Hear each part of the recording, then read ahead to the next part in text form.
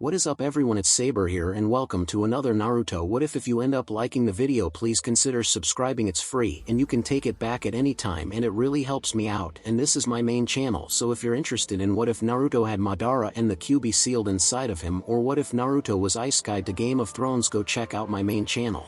And if you're interested in what if Naruto was a assassin in Westeros, or what if Naruto was trained by a Sith Lord, go check out my third channel. And with all of the YouTube formalities out of the way, let's get into it.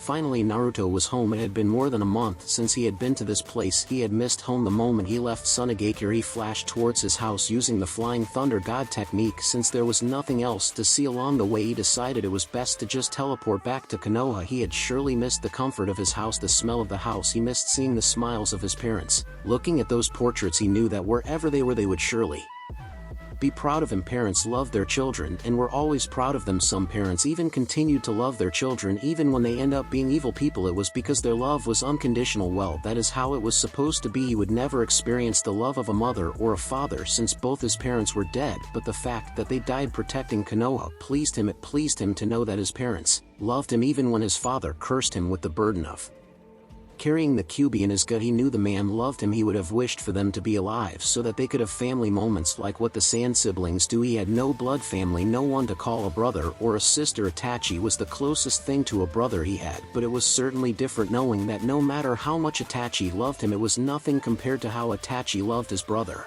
But he was not worried about that. He would make his own bonds and continue to live on. Bonds always help shape us. Without family or those to be close around, one would surely be driven to despair. Especially as a shinobi, he had those who were close to him, he had those he cared for, and those who cared for him. That was all he needed. Now he could not complain about life being unfair or anything. There were other people who had no one. Well, he had no one in the beginning, but he formed some bonds while at the academy. Forming emotional bonds with other people helped you stay grounded. One could not stand alone in this world. It was a cruel world, and without someone to have your back, you were doomed to suffer a horrible death. The shinobi world was that way. The stay in Suna had been pleasant. He had spent a total of 8 days within the village. He had spent much time with the Sand siblings, and they got along quite well. During day, he would always train in his wind manipulation. He never asked Gaara for anything in that regard because he knew it would be asking too much from the Kazekage.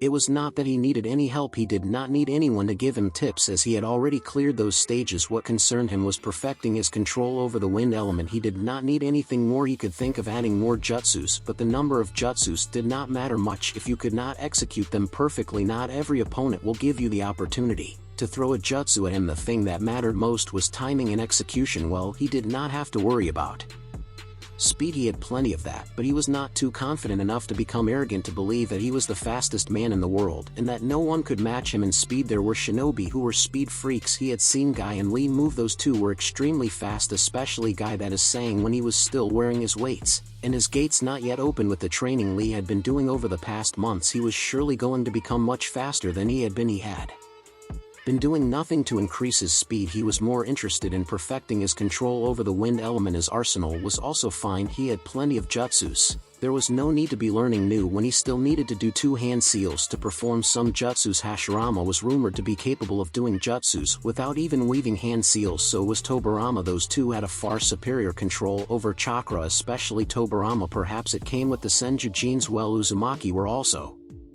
related to the Senju, so if a Senju could do it, so could an Uzumaki. He just had to become a lot more dedicated and endure. It was not easy given his massive chakra output, but it was also not impossible, so he would strive to succeed with all his might. He still had a long way to go in his shinobi career. Naruto shook his head as an image came up to him. He looked at the picture of his father into the eyes and smiled sadly. How did you manage the weight of knowing that you ended someone's life? Father asked.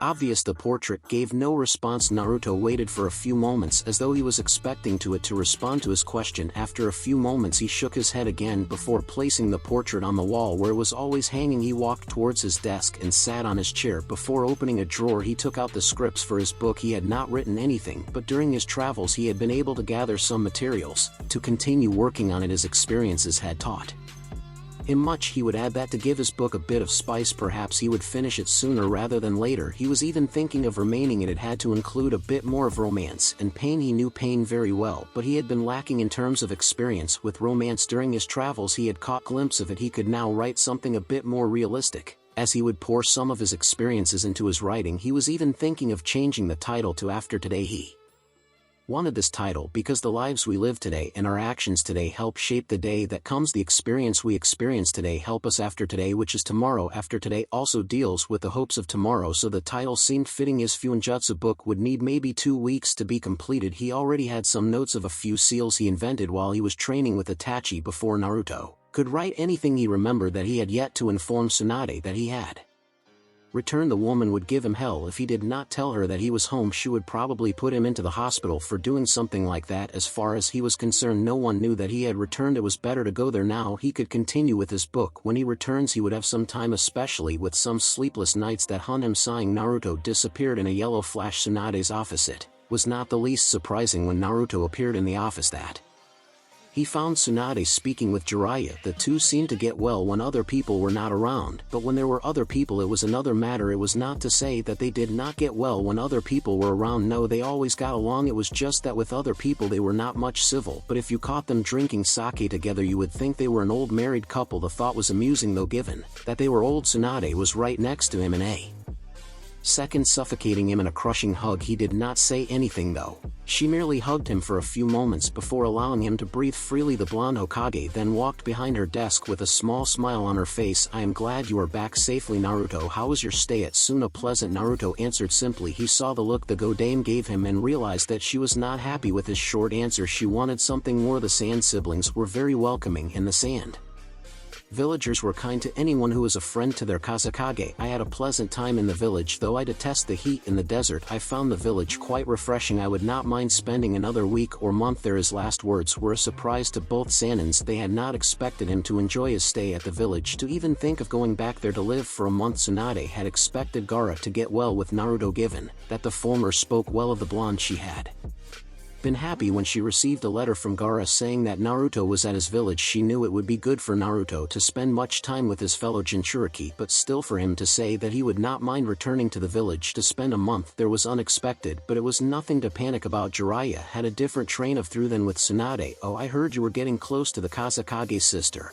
It is said you would also spend the whole day in a training ground with her. The self-proclaimed super pervert grinned. Did she treat you that well that you can't stay away from her for too long? Naruto sighed. On any other day he would have ignored this question. Jiraiya always liked to sprout nonsense like this, but he chose to indulge the Sannin just this once. It is not what you think, Jiraiya. I was merely helping her with some Winjutsus, and I don't think Gaara would have appreciated anyone violating his sister. Jiraiya's expression became that of a disappointed one. You are never going to get lucky if you keep taking each girl you meet into the training ground. His disappointment was also clear in his tone. Did you ever think of doing something with her? Surprisingly, the question came from Tsunade. She asked the question as she heard his last words, and she was also interested in confirming something. Jiraiya had already told her that Naruto had befriended Yujito, but nothing had happened between them. It also seems to be the same with Temari. If it was, then she would have to do a checkup on him to see if everything was alright with him. She wanted grandchildren, and she would not get them if Naruto did not like women. Naruto merely raised an eyebrow to show his surprise at such a question from Tsunade, but he answered her anyway. Temari is quite beautiful, but no, that's a Jiraiya. I am taking him to the hospital. After this, Tsunade said almost immediately. The Toad Sage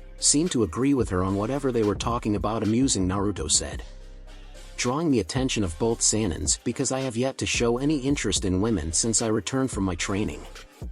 You now think something is wrong with me. Any concerned parent who wants grandchildren will think like this. Tsunade defended herself. If Naruto winged the other way, she would not have little blondes running over to her calling her Bachan like Naruto used to. She wanted Naruto to have a good family of his own. He was still young to be married, but that did not mean that he did not have to date. I doubt you would even approve of anyone I would like, Naruto stated before shrugging his shoulders carelessly. I have no problems. There is no need for me to be checked like I am sick or something. Naruto, in about 2 months you will be turning 17, and you have yet to find yourself a nice girl. All your peers have started dating, and you still have not. Perhaps she was listening to Jiraiya too much. He was the one who suggested about such a topic. She never cared or thought of it. All she cared for was Naruto's safety. But the Sannin had put up some good points about what dating would do to the blondes' mental health. Naruto had not realized that his 17th birthday was coming soon. He had left the village when he was already 13 and then spent 3 years with Itachi. Time was moving fast. The 10th of October. How different would it be this year? Shaking his head, the blonde spoke. I had only come here to inform you that I had returned. Since that is all over, I will be taking my leave now. Before the blonde could leave, Jiraiya Spoke before you leave, have a sit, we have some important matters to discuss with you, the Sannin stated in a slight serious tone. Naruto nodded and sat down. What is it, he said, folding his hands across his chest. Naruto, I trust you with my life, but you have to inform me sometimes when you are going to do something so I can protect you better. It will not help either of us if you do things without telling me, and I have to find out about it, Tsunade stated in a quiet yet firm tone. She did not mention specifically what Naruto had done. She wanted to get to it, but she did not want Naruto to think that she was suspecting him of anything. This is about my visit to Amigakure, is not it? Naruto questioned, knowing that Tsunade might have been referring to it. He had not done anything that would make her say those words except for his visit to Amigakure. He knew that the village and Konoha were not in the best of relations, but they were not fighting either. The villages avoided each other in all ways. He also had other activities he had been doing through his clones while he had been away, but he did not think that the Godane would have caught up to that. He had covered his tracks well, but then again, Jiraiya was a spy master. He learned never to underestimate the man's information gathering abilities, but given all the precautions he had taken, it would not come out soon before he breaks it out to these two important people, so it had to be Amigakure since he never hid his visit. Both Sannins nodded. Why did you not tell me you were going there? I could have gone with you, Jiraiya stated. His tone was not suggesting anything. He was just curious as to why his godson chose to visit Amigakure on his own without him. He could have surely gone with him after he had dealt with a few businesses with his contacts. It had been long for him since he entered the Rain Village. It had been closed for years. There was a rumor that it had been opened. He just never gone to confirm it. I wanted to go alone, Naruto responded, but I apologize if my visit to Amigakure has caused any troubles. I did not think that it would. He needed to speak with Conan alone without Jiraiya gawking over his thought. Dead student, the man could go and gawk over the woman on his own time. He and Conan had other matters to deal with, and he also needed to conduct some things on his own. He did not need Jiraiya to be backing him up, and everything he did going there alone had been Itachi's idea, so he could clear his head. How could he clear his head if he was with Jiraiya? The man always had something to say. But you could have told Jiraiya about it. I had to hear it from someone that you had entered the rain borders, Tsunade stated, not mentioning the fact that it had been Danzo who told her about it. She had reason to believe that the old war hawk had a motive behind this revelation. Jiraiya had also mentioned to her that Naruto did not attempt his presence given the way he entered the village, but Danzo had left that little detail. So Danzo informed you, Naruto stated, drawing looks from the two former teammates. But Naruto ignored the looks. You fear he is planning something, or he may have had a reason for telling you this, the blonde then concluded, earning a nod from his fellow blonde. Naruto was not surprised. Itachi had filled him with so much about the man. Itachi had worked with him to know how he did business. He had been warned. I am not positive, but knowing him, he might be plotting something. Tsunade leaned back to her chair, suddenly looking tired, but the expression only lasted for a few seconds. It disappeared as she looked back at Naruto. In any case, it is best to be prepared, and Naruto, you must inform us before you do something like this. You already left on your own for 3 years. Do not think that the council has forgotten about it. Danzo might just find anything to use against you if you keep doing things like this, Jiraiya added in a calm tone. Any tone he used on the blonde would get his message through. He trusted the blonde had grown enough to know when there is danger, and he was not surprised when Naruto spoke. I will ensure to inform you next time. He sighed. The council is rather noisy about things that do not concern them, the blonde added in a tone dripping with distaste. He did not quite clearly dislike everyone in the council, but there were 3 elders he disliked. He had met them on a few occasions when he was younger. That time the Sandaime had been still alive. It was those days when he would budge into the office without knocking. Good, the old, you might have tried to argue with us, but it seems that your reasoning has also grown too, Tsunade said, sounding a little proud. Even though she did not contribute anything to his growth, she was still happy. So what were you doing there? I was meeting someone, Naruto responded quietly. The leader of the village, he added, seeing that the Sannins had given him expressions that told him to continue. He was sure that neither of them knew who the leader of Amigakure was. It had been a closely guarded secret that not even Jiraiya's spy network was able to uncover. Who is he? Last time I heard there was a civil war within the village and Hanzo was supposedly killed. Jiraiya said he seemed not to believe that Hanzo was indeed killed in the civil war, but he did not know if the man was still alive or not. She, to be precise, you know her very well, Jiraiya, Naruto stated, looking at the Sannin. Jiraiya seemed to be going through names and images within his head, but he came out blank. He could not think of anyone who he knew that could lead Amigakure. Everyone he knew that was from the village had been killed long ago, but Naruto seemed confident that he knew who the person was. Who is it? He was certainly going to enjoy seeing the look on Jiraiya's face. Conan, be serious, Naruto. Last time I heard about her, she was killed along with Nagato and Yahiko long ago, before you were even born. How can she be alive after all these years? Conan is very much alive. That was just a false rumor. Unbelievable, Jiraiya muttered. So how is she? Has she Grown into a beautiful woman. Last time I saw her she was this beautiful girl. Naruto did not respond to that. He looked back at Tsunade. Is there anything else? What business did you have with Konan Ames? Leader, we have not gotten any contact within the village in years, though some of the genins from the village did participate in the Chunin exams 3 years ago. Sensei sent a letter there inviting them to the exams. They responded, but since the exams there has been nothing. Tsunade said not that she had even tried to get in contact with the leader of the village. She had been busy focusing on Konoha and its allies. As long as there was no trouble, she was not worried about anything. Naruto smiled slightly. Some personal business, the blonde responded coolly. Jiraiya raised an eyebrow. Isn't she a little older for you, Naruto? Naruto chose to ignore that question. Just because he said personal did not mean that he was talking about something that Jiraiya was thinking. He had gone to know Konan at a personal level. Amongst other things, the woman had been hesitant, but she shared with him the story of the Amigakure orphans. Don't worry, Hokage-sama, it is nothing that will harm the village. Sometime in the future my visit will benefit Konoha. I am not worried about you doing anything that would harm Konoha. I know you too well to know that you will do something that will be bad for Konoha. The thought never crossed my mind. As I said before, I trust you with my life and the safety of the village, just as I trust Jiraiya. Tsunade responded, clearing the air. She would never dare think Naruto would do anything. Your trust is not misplaced, Bachan. Naruto responded, smiling. It would be one of these moments that he would choose to call Tsunade Bachan. It was best for calming the nerves and putting the Hokage at ease. It was also good for showing Tsunade that he was still there. Tsunade smiled affectionately. So did Jiraiya. I hope so, she said. She then smiled and opened a drawer from her desk. She pulled out an envelope and a small piece of paper. She first handed Naruto the piece of paper. It came from the Wind Daimyo, she said, never losing her smile. Naruto took it and raised an eyebrow. It was a check of 3 million ryo. Naruto had not thought that she would not do something like this. He did not need money. His parents had left him some money that he would use as he wanted. The money would not last forever, but doing missions would get him paid something, and he had another source of large amounts of money. He was just having some troubles in accessing it. I had told her that her money was not needed. The blonde said she had spoken to him when she was leaving Sunagakure. He had spoken with her for quite some time before he left her to be on her way back to her home. On another letter that was addressed to me, she figured you would say something like, but she said to tell you that she insists. Tsunade explained lightly. She did not know who would refuse such money. 3 mil ryo was a lot of money. It was money she did not earn. Naruto sighed. I wish she had not done this, but I have no doubt 3 mil has done nothing to dent her deep pockets. This kind of money to her may be like 100 ryo, the blonde stated while still looking at the check. If you have no use for it, you can hand it to me. I will use it in a productive manner, Tsunade offered with a pink tint painting her cheeks. It was obvious she was embarrassed about something. Naruto was quick to conclude what wanted to do with the money. No doubt that you want to settle some of your outstanding gambling debts and to get yourself a new stash of sake, Naruto said casually. Tsunade was still paying her debts in gambling. She had made a lot of debts while she was away from Konoha. Her mantle as Hokage required that she pay her debts, or she would have people all over the elemental nations coming over to Konoha demanding that she pay her debts. If you have no use for the money, it is better to give it to someone who needs it, Tsunade responded calmly. If one did not need the money, what was the use of keeping it? Would it not be better to give it to someone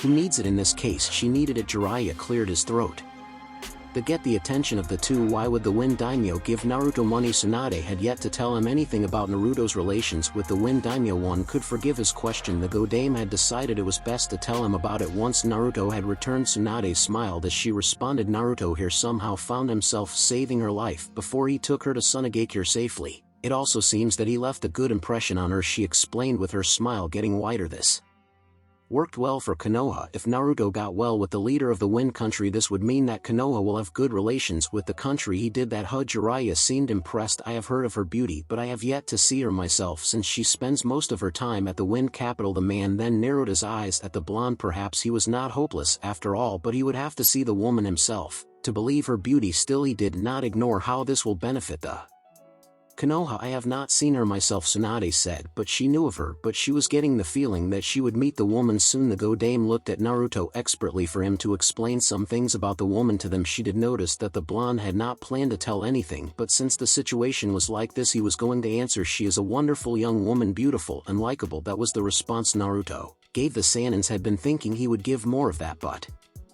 he just gave them a short reply. There was also nothing on his face for them to read what he was thinking. It was bother disappointing since they wanted to see what he thought of the Wind Daimyo. Well, as long as you say she is a likable person, I will believe it, Tsunade said, sighing. She had no reason to believe that Naruto would lie about that. She did not even think that the blonde would lie to her. If he did not want to say anything he would keep quiet rather than to lie to her. Naruto handed Tsunade the check. Take it. The woman seemed to brighten up at this. When you cash it, transfer 1 mil Rio to my account, the blonde stated as Tsunade grasped the piece of paper gracefully. Is there anything more? Yes, actually, Tsunade said, brightening out an envelope. She handed it to Naruto. The blonde took the envelope and pocketed it without saying anything. He was not going to open it in front of them. If it was sealed, it meant that it was for his eyes. It is from the Wind Daimyo. Naruto nodded but said nothing. Aren't you going to open it? I will open it later, Naruto responded with a slight wave of his right hand. It was better for him if he did it that way. He knew that both Sanins would question him about its contents. Once he opens it, he would tell them. Until then, if it concerned them, but until then he would do nothing. Neither Jiraiya nor Tsunade seemed to object to this. On to the next matter. Tsunade started with her tone becoming serious. Her expression did not betray her tone. I have decided to take advantage of your inherited fame for the good of Konoha, the Hokage stated bluntly. You mean son of the Yellow Flash? Naruto questioned with a raised brow. Given that he was the son of Konoha's greatest hero, he was bound to become famous once everyone knew who his identity. People had already suspected this, and he has done nothing to prove things otherwise. Konoha had yet to say a thing on the matter. Iwagakure seemed to have figured it out well, since he had some IWA shinobi trying to take his life. Tsunade nodded. I have done nothing to either confirm or deny of suspicions that Minato was your father, but because this will benefit Konoha, I have decided that I will confirm it to everyone that you are the son of Minato and Kushina. But you must also know that this will give you enemies. Minato had a lot of enemies during his lifetimes. Once it has been officially confirmed that you are related to him, you will have a lot of enemies too coming after you to erase the last Namikaze from existence. Jiraiya added. After Tsunade had spoken, he also spoke in the same tone as Tsunade. This just spoke to signify the importance of the matter. Normally, with the threat to your life going to increase, I would not have agreed to do something like this, but I know that even if I don't say anything, everyone will know the truth soon enough. It is best it comes from me when I am prepared to deal with everything. Jiraiya has convinced me that you can handle yourself well, and I trust his judgment. Tsunade spoke again after her former teammate had spoken. Her tone stayed serious. It pained her to put Naruto's life at risk, but there was nothing she could actually do about it. Jiraiya had said it was okay to allow the brat to grow up. Naruto nodded. I understand that, he said quietly. How are you going to take advantage of my inherited fame? He asked, his eyes firmly on the blonde Hokage. He wanted to know how she was going to capitalize on this. If it had been his choice, he would not have chosen to do so because he did not want to stay under his father's shadow. He wanted to rise to his own fame, but it just could not be helped. I have spoken with Jiraiya, and I have decided to make you an ambassador of Konoha. You will also represent the village in some places where you will be sent and negotiating treaties. While I stay inside the village, you will be sent and travel to villages to discuss treaties, peace talks, and alliances with other villages on my behalf. Normally this would be done by me, but the clan heads have agreed that it will be best if you did, but you don't have any final say on anything. You are just a representative. I hold the final say. That is not all. You will also be my personal guard along with Kakashi whenever I leave the village, sometimes as part of your training to be the next Hokage. After me, you will be my second assistant. This means that when you're not in missions, you will be in the mission room with me assigning missions. This is not something you have a choice in. You will take it. But I doubt you would have thought of refusing the offer. That was not particularly true. Naruto had a choice in the matter. She just wanted to see how he would respond if she said he had no choice, but he did not mean to be mad about it. He seemed to take the offer with a warm smile. Naruto was quiet for a few moments before he finally responded. I will take the offer with no complaints. He was actually smiling as he spoke. This worked better for him. It was a golden opportunity. This gave him a much more visible field to work on. The gods might have screwed his life back then, but it seemed that they were trying to make it up. This would just mean more success when he visits his next targets. It was a good choice. Leave Kiri for another. After all, good. Tsunade smiled. We will discuss everything after I have confirmed with the clan heads of your decision. You can go now. Naruto nodded and disappeared from the office. Tsunade turned to Jiraiya, sensing something from him. I need to tell you something, Jaime said with a serious expression on his face. Later that day, an invitation to an event that is to be held within the Wind Country. There was going to be some powerful man like businessman all over the Wind Country, the Kazekage, and was also going to be there. It was an occasion that looked like a feast more than anything. There was usually going to be some food available there and some people mingling around. There was going to be a dance that will be having everyone in the dance floor dancing with their partners. The thought brought Naruto to smile. He wondered who Gaara would take to the ball. The man did not seem to be interested in women. It would be amusing if he ended up in the dance floor with his sister. The event was going to be held in 3 weeks, so he had time to learn how to dance. The daimyo had said that the money was to buy him something expensive to where he would have to get something since he had no formal clothes in his wardrobe. Well, it seemed that the event would not be so Much dull with a few powerful people in attendance, he did like spending his time talking some important business. It would give him an opportunity to study the behavior of several key people that may find themselves in his plans. Naruto sighed as he opened his small bag and took out some papers, ink, and a brush. He was currently on top of the Hokage monument. It had yet to become dark, but within 3 hours darkness would fill the village. It was all the time he needed. Within 3 hours he could have written some words, many if there are no interruptions. He may find himself working all night if things go in the way they had been in the past few days. Perhaps if he finished his book quickly he would get himself a publisher. To publish his work he would speak with Jiraiya, since the man was in the literature department. The man had to have connections in the publishing business. This would make things easy for him. If the Sannin could help him he would not have the need to look for a trustworthy publisher. Naruto began to write as the cool breeze the environment breathed washed over his skin. It was not too much of a bother to him. He had come here because he knew the breeze would not miss the chance to massage his body with its kisses. This all but made it writing worth at the place comfortable. Not that he was uncomfortable at his house. 2 hours passed as he was writing, but just because he was engrossed in his writing did not mean that his senses had been sleeping. No, it was by far that he was still aware of his surrounding despite seemingly oblivious to it. Because of this he was able to sense 2 chakra signatures hiding from him. They had been watching him for about 30 minutes. They did not exactly come at the same time, but when they got here they stayed hidden together. Naruto had waited for them to make a move while he kept himself busy with his book, but when he found it annoying he stopped writing and put away his things inside his bag before speaking. Kakashi, Sakura, Naruto called like he was calling them to come inside of a house. Well, he could say they had been standing outside waiting for him to invite them. Now that he did, the two slowly made their way towards him. Hello, Naruto. Sakura greeted him, a little bit nervous.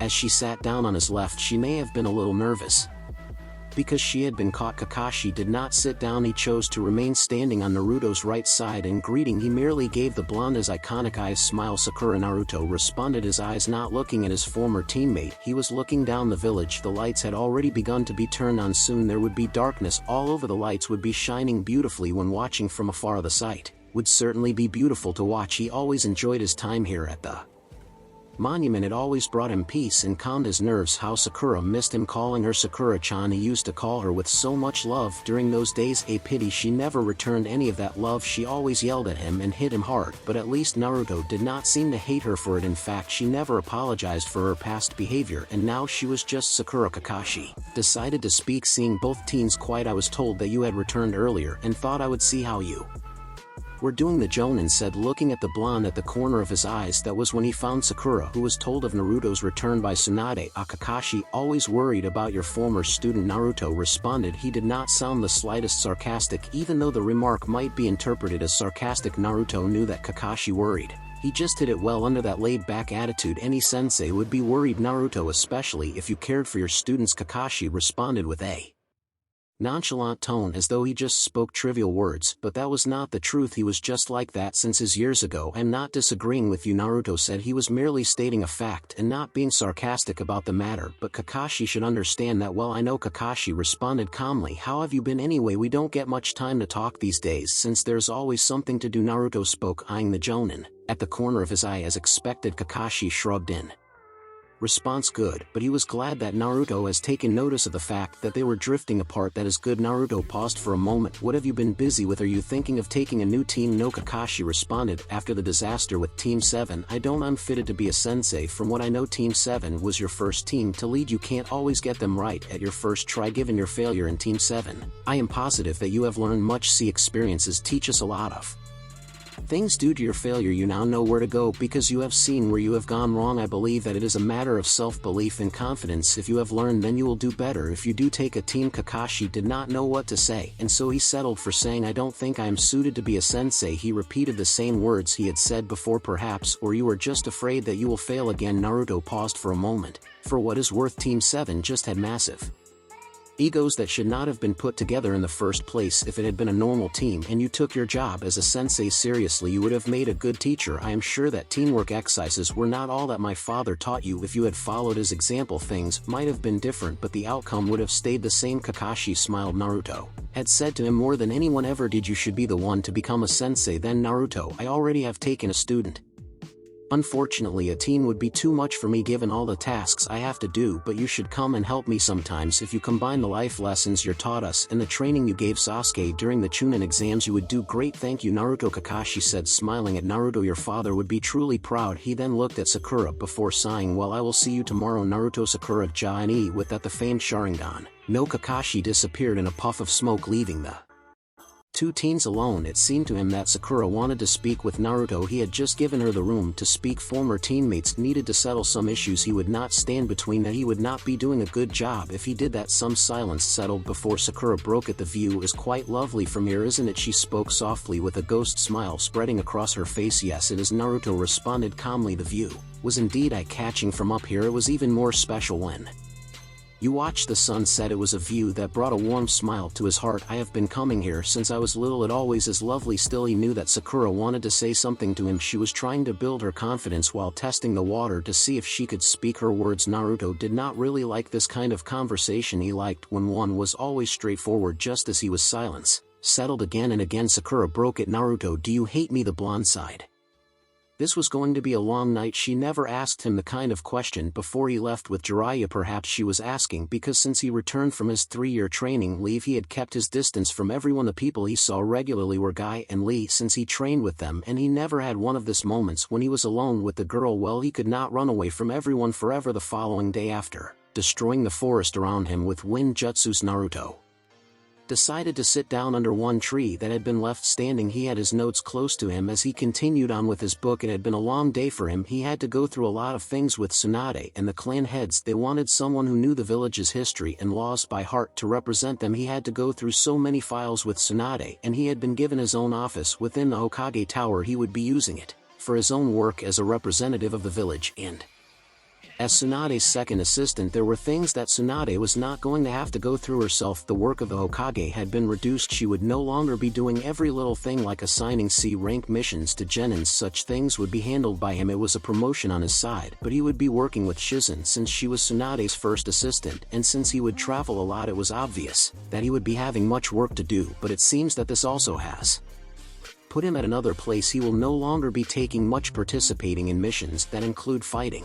Rather, he will be spending much of his time talking and sweet-talking other people. Since they seemed to realize he had a way to get people to like him, they decided to take advantage of this fact and use him. He had no complaints, but he guessed that the only person who was happiest was Tsunade. He would no longer spend much time in the battlefield. That ought to please the woman. She would rather have him sit behind a desk than be on the battlefield. Of course, not everything went smoothly, as the elders of the village were against the idea of giving a child this kind of power and responsibility. They would rather have someone experienced to do the job. Surprisingly, Danzo had remained quiet about the whole matter. Naruto had not counted the Warhawk to remain quiet given such a proposal by Tsunade. Even amongst the head clans, not everyone was happy with him, but Tsunade had shut everyone who had a problem with it. She told them she was the Hokage, thus had the finally say in everything. Her decision was final, and everyone had to accept it. She had a rather stern look when she stated something like that during the meeting. This, of course, had shut up everyone. Well, not everyone. Elder Koharu had the audacity to say that Tsunade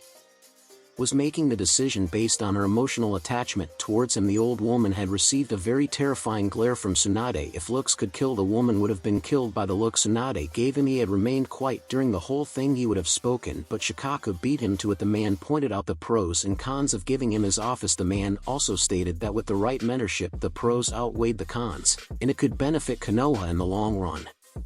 Tsunade had called the meeting to a close after that, but not before speaking her final words. If anyone does not see the benefit of this decision, perhaps they are not in touch with time and need to retire, but someone who plans for the future and does allow personal vendettas to cloud her judgment will agree with my decision. No word needed to be said. As everyone cleared out, his office was still being furnished to his liking. He had given the people who could be furnishing a picture of the design. He wanted something special, not something that'd be normal. After everything, he had decided to blow up some steam by destroying some trees. After that, he decided to continue with his book. Beside him was a bottle of sake. The bottle seemed normal, but it was not ordinary sake. Within the bottle, it was sake from the land of toads. He had gotten it from Gamabunta a few months ago. It was funny that Jiraiya was never given the sake despite the toads being like his family. According to the toads, the Sannin had only drank it long ago. Gamabunta had even said that if he wanted more all he had to do was ask. The Toad Chief had said so after he had seen that he could hold his liquor. Tsunade would probably kill him if she found out he had the sake in his house and was keeping it away from her. He had just poured enough on a bottle when coming here and kept the rest locked safely. It had been the first time he drank it since he was given it a few hours later. Naruto was still in the forest of death. But he was no longer writing. He had completed all that he needed to write. That is not to say that the book was complete. He still had a few things to add before he could finish it. What he was doing now was drinking the sake slowly with an absent-minded expression on his face. Anyone who saw him would know that he was clearly not within Konoha. He seemed to be a million miles away from the village. The expression disappeared quickly though as he sensed someone. He did not move or try to look for the person. He knew the person would show herself to him. He recognized the chakra signature very well. Just then Anko appeared before him with a grin planted across her face. She said, recalling her last encounter. She wanted to bring it up again, but she saw that he was drinking and only grinned further. What is a gaki like you drinking out here alone? Her grin seemed to widen as Naruto's eyes laid firmly on her. Mitarashi Anko, Orochimaru's former pupil, otherwise known as the sadistic snake mistress. He paused for a moment to examine her expression. He noticed that she does not like Orochimaru, and she also seemed too prideful of being called the sadistic snake mistress. Will drop that facade and join me for a drink. It did not sound like a request at all, and Anko was quick to note that. Why would I do that? The woman questioned, still looking straight at Naruto, her eyes narrowing with a glint of mischievousness. I don't know, Naruto responded with a shrug of his shoulders. He then threw her the bottle of sake. The man caught it and sniffed it before taking a sip. She seemed to like what she had tasted, because after that she sat down beside him and took another sip. Where did you get this staff? She questioned, never letting go of the bottle in her hands. The smile. Naruto told her she was not going to get an answer. I thought you were just drinking some juice, but this staff is just great. How are you not stoned? After drinking much of this, she was referring to an empty bottle that was beside the blonde. It also seemed like he had been within the forest of quite some time now. I can hold my liquor, Naruto responded coolly. That was not entirely true, but he was not going to explain the inner workings of his body to Anko. It was best she knew just that he did not fear her knowing about his status as a Jinchuriki, as he was aware that every adult knew of it. His generation was the one deprived of such information. Anko responded by saying something about seeing which of them was better at holding down their liquor. There was some silence that settled. So what were you really doing here? Anko asked curiously. He had to have a reason. She did not think that he had come here to destroy in forest and drink. Compared to last time, something seemed off with him. It was also not every day that you find someone drinking alone in a forest that kills. Why do you spend so much time in this forest away from village? Naruto responded with a question. This forced both of them to stare into each other's eyes as if trying to get the answer from the others. I time skipped for the first time. Naruto was late in waking up. Ever since he met Itachi, he had always woken up early to prepare for the day. Despite everything he might do before he sleeps, he always woke up early. It was within his DNA to wake up before the sun rays brutally wake him up. Being woken up by the damn sun was not a pleasant thing. It was damn right annoying, especially when you wanted to sleep a bit more. This was enough to make one irate in the morning. After being woken up like this, sighing, Naruto rose from his bed and yawned slightly. He would have to catch up on the activities he was supposed to do earlier. He would not leave his work because he had woken up late. Something like that would become a bad habit for him if he got used to it. It was one of those times he really appreciated having the QB sealed within him. With the Bija sealed within him, he did not have to suffer from hangovers or anything of that sort. He woke up every day without a headache troubling him because of drinking a little too much. He was sure he was never going to drink as much as he did last night again. It was unacceptable that he do something like that. Well, it was not like he had much of a choice with Anko beside him. The woman had pushed for more gulps of sake and even forced them to come over to his house to get more sake while they talked. The talk had been pleasant. Naruto had never thought that he would find himself having a pleasant talk with a woman like Anko. He thought that the woman was all about mischievousness and making her prey suffer, but it turned out she was not all that. Speaking of the woman, she was sound asleep next to him. She drank too much last night, and their activities after that had been surely tiring. He would understand why she was sound asleep from her side. He was shadowing her from the sun rays. The night had gone in a way he had not expected, but it seemed to ease off his worries, and he felt light. He could go back to being himself without anything to worry about. Perhaps last night had been his most pleasant night in the past month. He had slept well. Perhaps it was because he had been too tired and needed much rest, but whatever it was, he felt light and good. He could start the day well without looking further at the woman beside him. Naruto got up from the bed. He was completely naked. He shrugged off his nakedness and went towards the shower to take a bath. A few minutes later, after a cold shower, Naruto stepped out of the small room with only a towel wrapped around his waist. He found Anko getting dressed hurriedly. She stopped though when she saw him. I thought for a moment that I was going to find you snuggling all over me when I woke up, she said, getting back to dressing herself. Why would I be doing that? Naruto asked, going towards his wardrobe to get himself clean clothes. He would need to get his clothes washed since they were a bit messy, but he had a pair of clean clothes and his wardrobe beats me. Anko responded with a shrug of her shoulders. She did not understand why some men liked to cuddle in bed. She was no into that stuff. It was also nice that Naruto was not making a big deal of anything. He did not do anything that might have set her off. He had gotten all ticks, which was pleasing. The thought never came to mind. Naruto responded he was not experienced to this kind of things, and physical contact was something that he was learning right now. He would never have thought of doing something like that, though he had found out that some woman found cuddling pleasant. He did none of it because Anko was not girlfriend. The woman finished putting on her clothes before looking back at Naruto. Thanks for a good night. With that she disappeared, but not before speaking again. I think there are some people in your sitting room. She could have told him this earlier, Naruto thought. Shaking his head, he finished putting on his clothes. After that he went on to make his bed with everything put into place. He took a storage scroll and had things he wanted within his office. He had sealed the things yesterday after coming back from his meetings with Tsunade. Naruto then walked towards his sitting room. He already knew who was waiting for him. These were the only two people who could enter his house without his permission. Other people would find it impossible to get in because of the security seals he had set up. He did not like everyone entering his house. When he was away, he found Tsunade looking at him with a betrayed expression on her face. She seemed to be heartbroken by whatever form of betrayal he had committed. Jiraiya, though, seemed to have a pleased expression on his face. Naruto ignored all the looks and spoke in a quiet tone. What do I owe this visit, Hokage-sama? Jiraiya. He sat down across both Sanins. How could you, Naruto? Tsunade questioned, looking straight at Naruto, her tone laced with betrayal and hurt. She seemed to be sad about something. Naruto did not even bother to think what was bothering the woman. He had an idea. Jiraiya's pleasant expression also disappeared as he nodded in agreement with Tsunade, as though he were asking the same question. I trusted you, Naruto, and you betrayed me. How could you? Her tone picked up as she voiced her thoughts. The poor woman really seemed to be hurt. One would be hitting Naruto already just by looking at Tsunade's expression. I never thought you would hurt her like this, Naruto. Jiraiya added, sounding just hurt as Tsunade was. Naruto sighed as 3 clones puffed into existence. He would have to leave now to his office and begin working on a few proposals he would have to send to other villages, but there was some work that needed to be done here at home. He would have his clones to it. While he does other work, the clones disappeared to do their work after being created. What do you want? Naruto questioned, turning back towards the 2 Sanins. He stood up as he spoke. What do I want? Tsunade seemed shocked to hear his question. What do I want? She repeated again as she stood up to face Naruto. You drank sake from the land of the toads without me. How could you, Naruto? I thought I meant something to you. Do you know how it pains to know that you would do something like this to me? Naruto sighed. Let us speak as we head towards the tower. Naruto stated he would eat some time later. He was not hungry anyway. Tsunade and Jiraiya did not seem like they were going to do. Is just that I will give you a bottle later on the day if you just follow me. This got everything. Well, I doubt you came to my house just for the sake, Naruto said as the 3 walked within the streets of Konoha on their way towards the Hokage Tower where both Naruto and Tsunade worked. He eyed both Sanins as he spoke. Despite Tsunade's dramatically act earlier, he knew the woman had not just come for that. Mind you, Jiraiya was also present. There had to be something that both wanted. It was not every day that both would show up at his house uninvited. Jiraiya would, but not Tsunade. The Godame Hokage sighed outwardly as she heard Naruto speak. She looked around the villagers as they walked. She could see their smiles. They seemed happy to see them walking around the village. Some people had even nodded at them as they walked about, but not everyone was smiling at Naruto. The majority seemed to have warmed up, but a few still looked at him with hatred. It was very well hidden though. She looked at Naruto.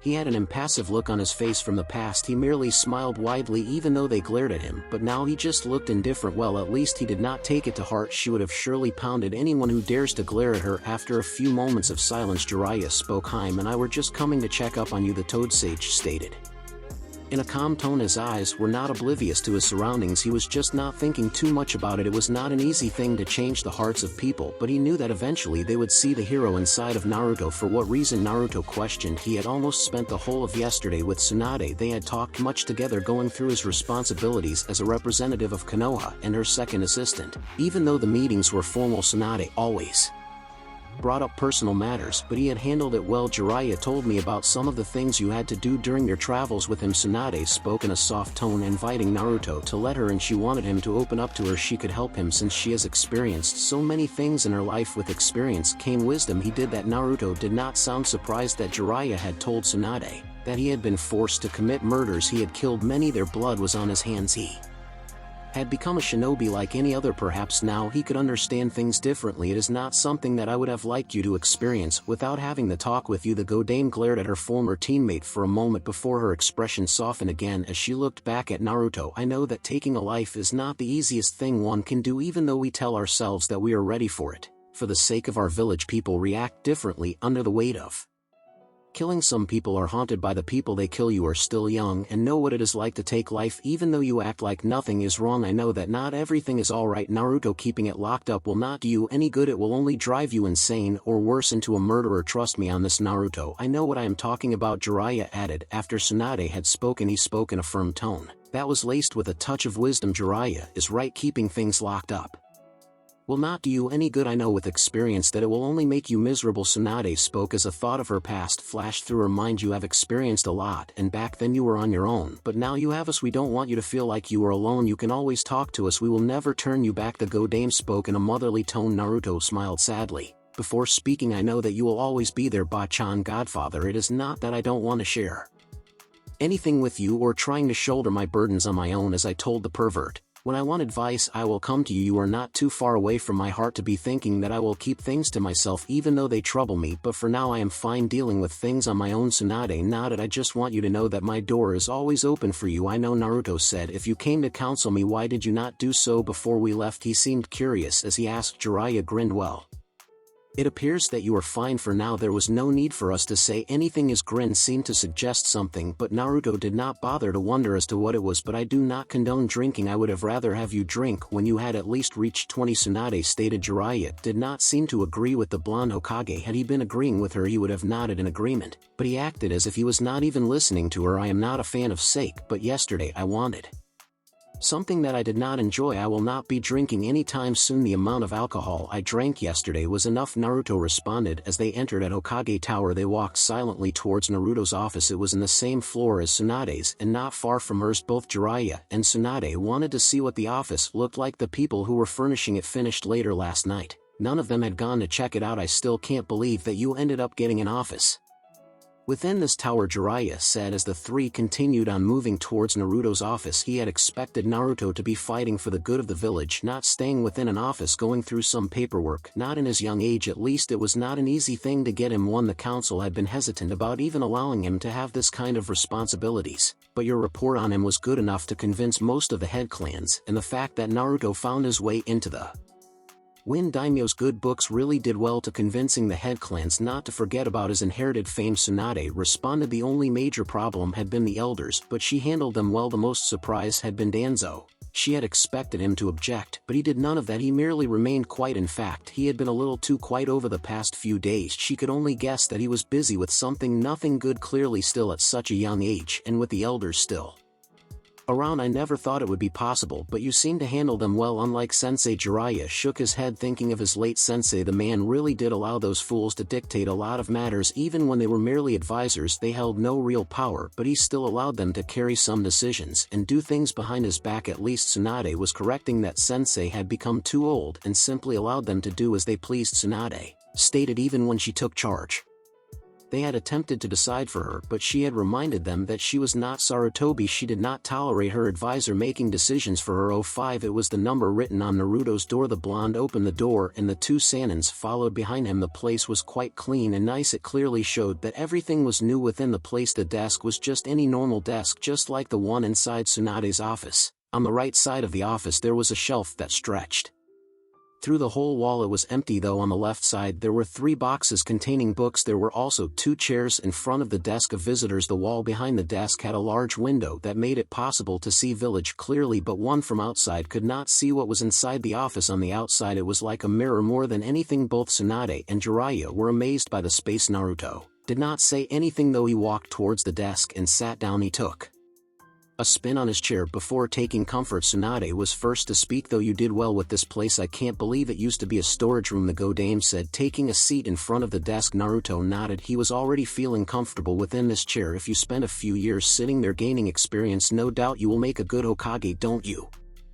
Think so, Jiraiya asked with a smile. He seemed to be proud of this moment. Yes, Tsunade responded with a smile. Your parents would certainly be proud if they saw you now, Naruto, Jiraiya added, looking straight at the blonde. He knew both of them enough to know that they would certainly be proud. Kushina would probably do something big to celebrate this, no doubt. Minato would be grinning sheepishly with a proud smile. I have yet to do anything. Naruto brought Jiraiya back to earth. I have only been given an office to work. I cannot call this an achievement, rather it is an opportunity. Well, the Sanins could not disagree on that, so none of them said anything about it. On to another matter, Tsunade said, her tone becoming serious. Naruto, when are you going to inform your friends of your burden? She was very careful with her words. She did not want to seem like she was forcing him to say anything if he did not want to. Naruto sighed. I have a meeting with the heirs of clans tomorrow. I will then fill in the rest later, he responded calmly. He had no problems in telling them. He had no fears of how they would react. He was prepared for any reaction they would give him. He would continue to live on regardless of how they viewed him after the revelation. Are you sure? Tsunade asked. I don't want you to do it because you feel pressured. Naruto nodded. I have been planning to tell them. I have just never found the time to do so since I know they will have a lot of questions. Tsunade nodded in understanding. What do you have to do with the heirs of the clans within Konoha? She was not aware of this meeting. Naruto had certainly not set it up with her. They are the next generation of leaders within the village, and since you have made it clear that you wish for me be a Hokage when you retire, Shikaku-san suggested that I work with them. The Hyuga also agreed with this. Having healthier relationship with them now will result in us working together well in the foreseeable future, Naruto explained lightly. Each of the heirs was to come with files from their clans that would help him understand each clan well, but it was nothing like jutsus or things they like to keep secret. This was to be done because of Inoichi's suggestion. That is understandable, Jiraiya said in agreement with Shikaku's plan. It was good thing for the next generation. He had never actually thought of something like this. Well, the man was a genius. After all, it was no surprise that his brain could work something like this. The boxes you see there were probably brought here last night or earlier on my orders. They contain all the information you requested, and some I think you will find to be rather useful, Tsunade stated. Naruto nodded as he took out the scroll he carried from home. He placed it on the table before going towards the boxes. He would need to pack things now before doing any actual work. Tsunade snapped her fingers, and an ANBU appeared. Nico, you can take off your mask. The Go Dame said. Naruto stopped what he was doing and looked at the purple-haired woman. This is Yugao. She came in highly recommended by Kakashi, and I also recommend her as I have worked with her. She will be your guard along with Kakashi when you leave the village for important meetings. This was what he hated about the job. He would no longer be required to protect himself while traveling because he will be in the position of the Hokage. He will not have to use his energy to fight, but rather he would have to focus his energy on doing his task. Then fighting. Tsunade had insisted on this. He certainly did not like it, but he knew he could work a way around all this. Tsunade could celebrate her victory while it lasts. I will be going now, Tsunade said, standing up. Yugao wore her mask and disappeared after a nod from the blonde Hokage. Shizen will probably be looking for me now, even though I told her I would have some matters to deal with in the morning. She said those words as she left Naruto alone with Jiraiya. Is there any particular reason why you stayed behind? Naruto asked, taking a box towards the shelf. He was not paying his attention to the Sannin as he needed to pack his things before relaxing. You and Anko, how you made me proud to be your godfather last night. Naruto, I am so proud of you, though I wish you had not set up those secondary seals in your bedroom. I never got to witness the action because of them. He sort of like complained in the last words. Go away, Jiraiya. I have work to do. Naruto paused for a moment. When will you visit Konan? She will surely be happy to see you if you go, the blonde stated. He was putting books in the shelf as he spoke. I will leave today, Jiraiya said. I will speak to you before I leave. With that, the Toad Sage was gone in a puff of smoke. No doubt he had gone to do his research. Naruto was left alone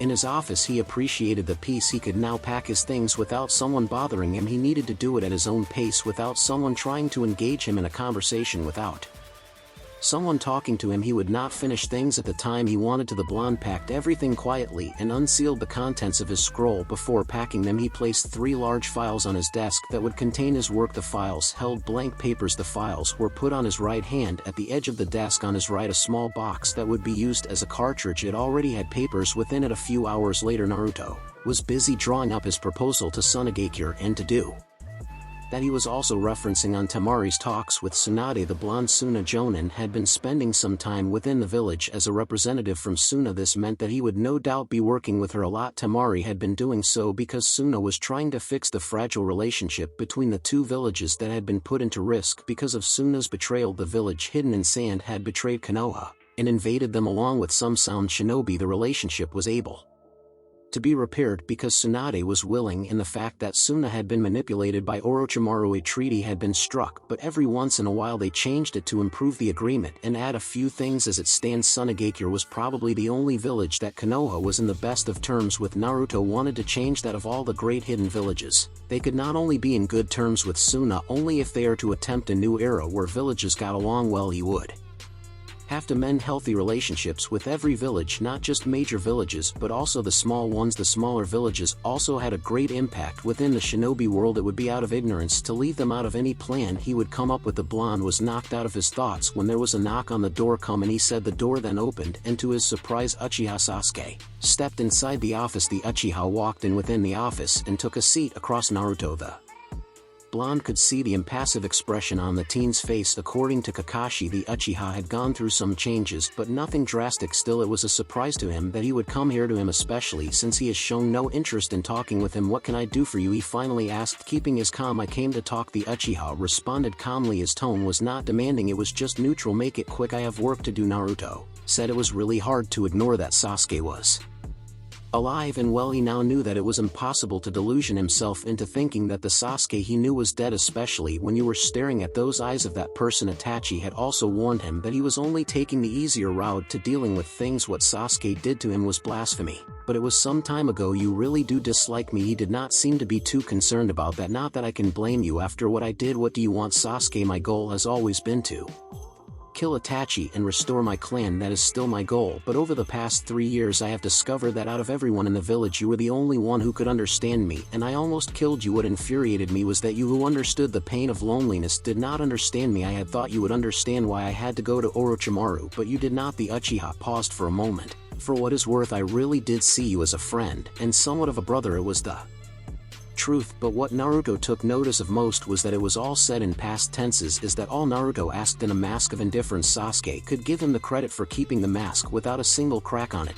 The mask stayed on his face as though he was born with it. It was hard to believe that this was the same idiot that forced him to stay in this face. Well, he had gotten what he wanted, and even more so. He had no complaints about that. Sasuke shook his head. "No crows," he said, watching Naruto like a hawk, a look he learned from Danzo, but it was very subtle, making it difficult to sport. "What about them?" Naruto kept the mask as he responded. He guessed where this was going. He should have been a bit more careful with his work. Sasuke worked with Danzo. Any mistake he made, the old man would no doubt capitalize on it. "You have a contract with them?" "I know for certain that Itachi is the one who holds the crow contract." "This leads me to conclude that you are in contact with him. You do know that Konoha dislikes him for what he did. If word got out that you, who was disliked, have some sort of relationship with a traitor, it won't be long before the villagers—" He did not have to spell it out to Naruto. "What do you want?" Sasuke, this was certainly interesting. The Uchiha looked like he was going to apologize, but now he was blackmailing. Sasuke was almost disappointed that Naruto kept everything in check. "Almost. You know where he is. I just want to talk to him." "Is that so bad?" Naruto never averted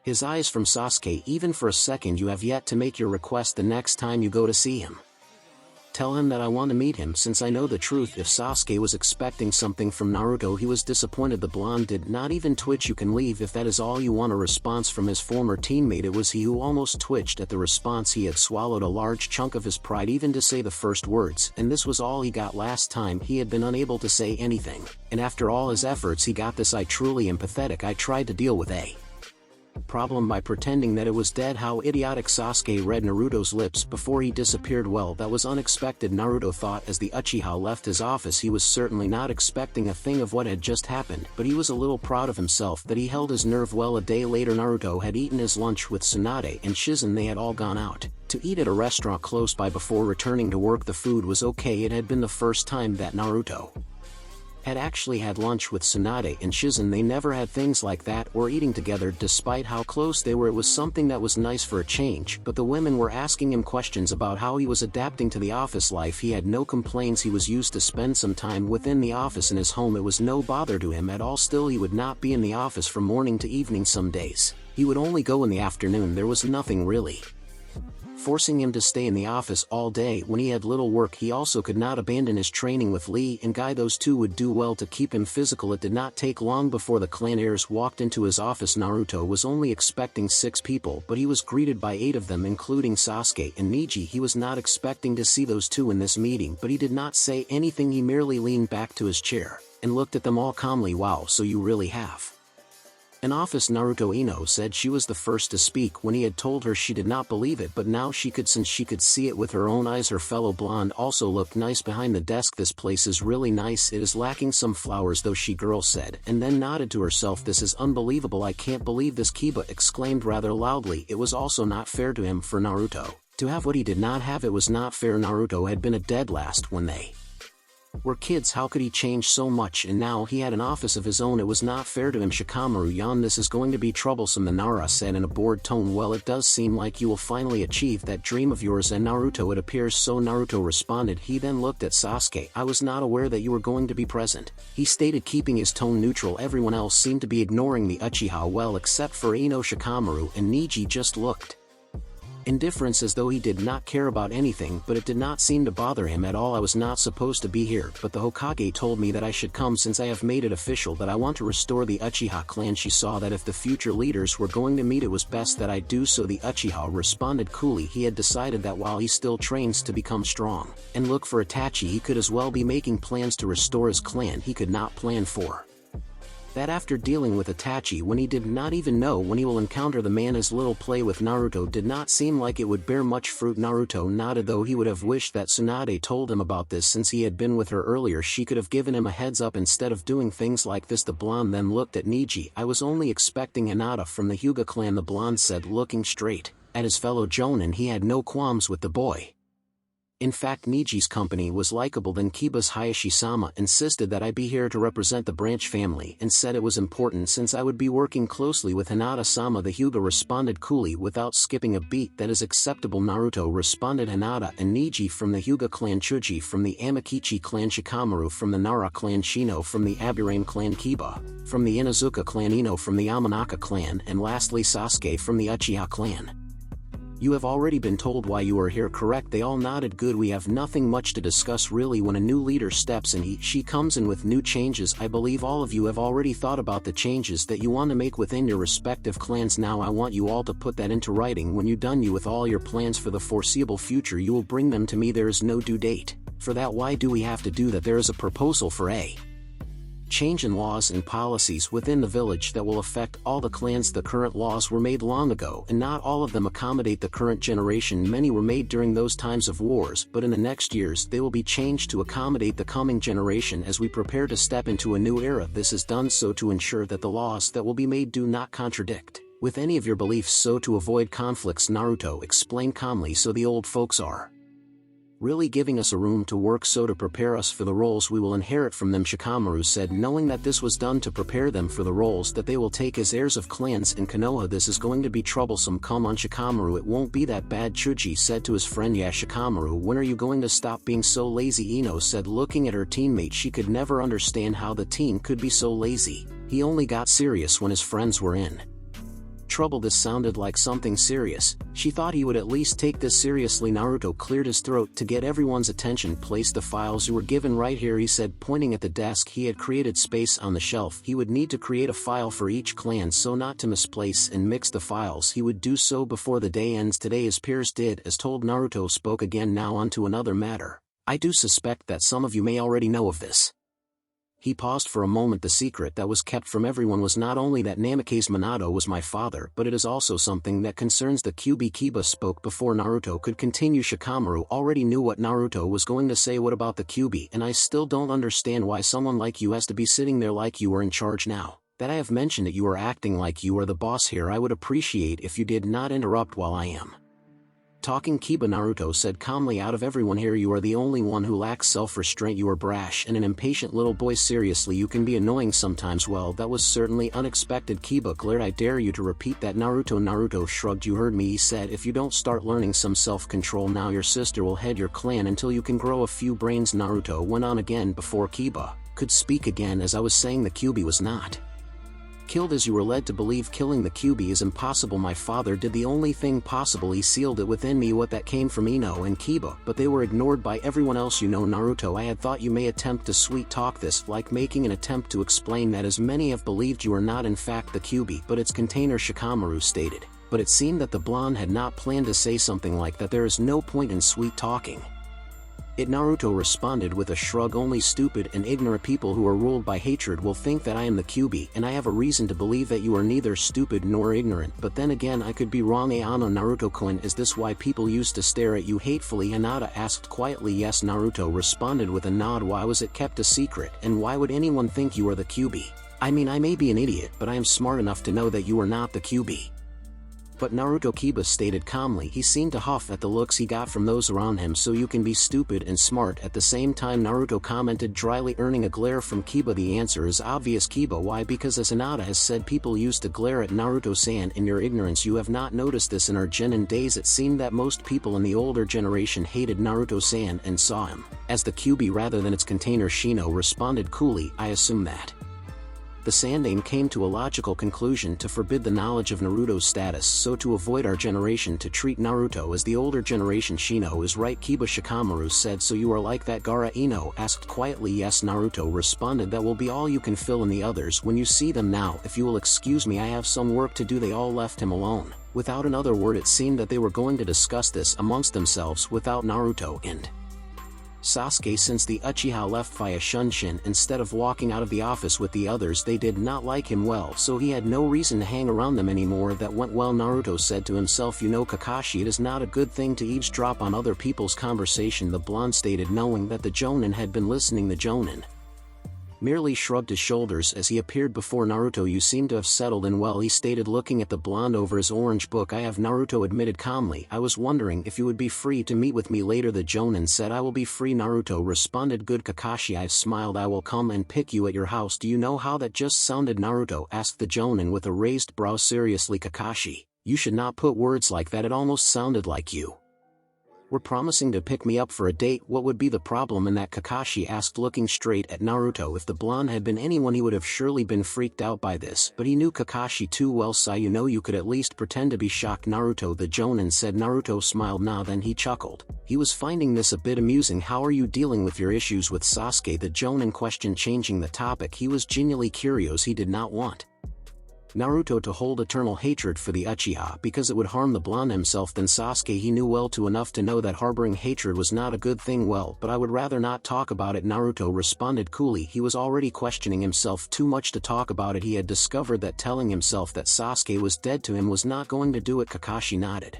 and let it go, not wanting to push it. Oh, just as a warning, some other Jonins will be there too, the man stated before leaving in a puff of smoke. Naruto sighed. He had not expected to be hanging out with other Jonins soon. He really did like his time alone. Well, there was no harm in being with the others. The following day, it had been some time since he had visited Iruka. The man had done a lot for him, even though at first he used to hate him. The Chunin teacher used to hate him when he first entered into the man's class in the academy. It had been a surprise to see Iruka with the same eyes as everybody in the village, but it soon changed and the man warmed up to him. They got well together and he became one that was closest to him than anyone else. But things had changed again. Still, he would never abandon the man because things appeared to be going well. It would be a sin for him to forsake the man because now he had Tsunade and Jiraiya. He would never forget those who helped him when he was still suffering. It had been long since he set foot in the academy. It brought back some memories.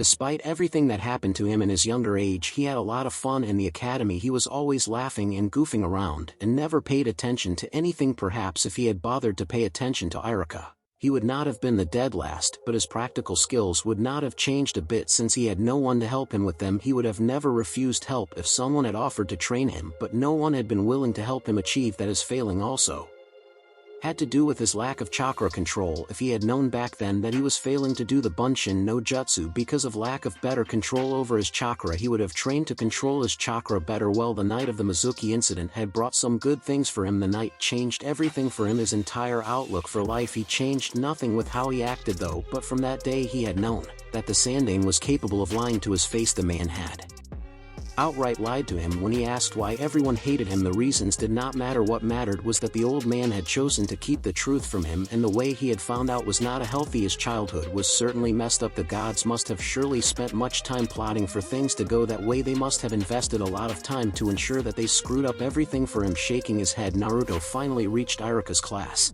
He could hear the man giving one of His lectures that he never bothered to listen to. It was a surprise how he could pass the written exam when he did not even study and had troubles with some words, but he was highly perceptive and thought much deeper than people gave him credit for. Well, it was not that his behavior did anything to prove them otherwise. He always acted stupid and never quite restrained himself. At least now he had learned some control over himself. In his actions he no longer just exploded when he felt like it. He could be calm in any situation. He decided to knock at the door. He had to see the man now before he got more work to do. He heard the man's voice speak, "Come in." He opened the door and went in. He could see the wide eyes of Iruka as he walked inside the class. Naruto. The man got over his surprise quickly and smiled brightly for the students in the class. It had been the first time they saw their sensei smile like that. He never smiled so brightly when either of them did something right or answered his questions correctly. He did smile at them, but the smile was not as big as the one they were seeing. "Hello, Iruka." Naruto greeted kindly as he walked towards his former sensei. "It had been long, hasn't it?" Iruka nodded as he continued to smile at Naruto. "I had even thought you had forgotten about your former sensei." "I would never do anything like that," Naruto responded, smiling as he took a look at Iruka's class. The kids were young.